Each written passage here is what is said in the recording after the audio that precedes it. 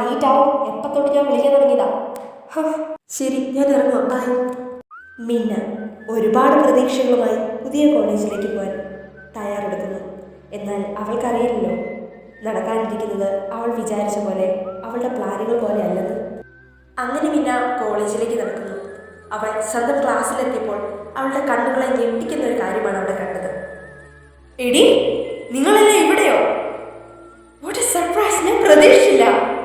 മിന്ന, നീ എവിടെയാണോ ജോയിൻ ചെയ്തത്? ഓ ഗോഡ്, ഞാൻ ഒട്ടും പ്രതീക്ഷിച്ചില്ല. ഇവിടെ വന്ന് ഒറ്റയ്ക്കിരുന്നത് വിഷമിക്കുമെന്ന് വിചാരിച്ചത്. ഇനിയിപ്പോൾ കമ്പനി കിട്ടിയില്ലേ? നല്ല കാര്യം. എന്നാലും നീ ഇവിടെ ചെറുപ്പം വരെ പറഞ്ഞു പോലും ഇല്ലല്ലോടി. ഓ പിന്നെ എത്ര പേരോട് പറയാൻ. എടി, എന്തൊരു ചൂടാണ് ഇവിടെ.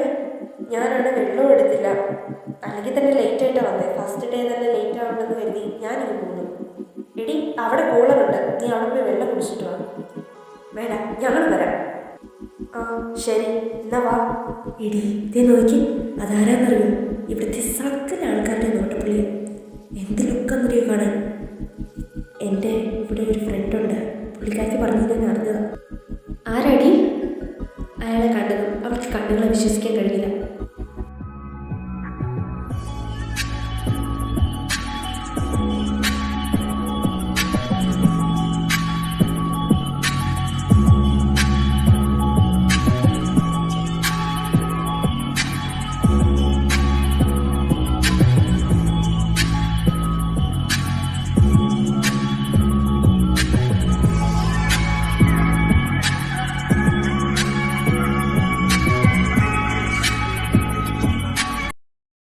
ഇയാള് എനിക്കറിയാം.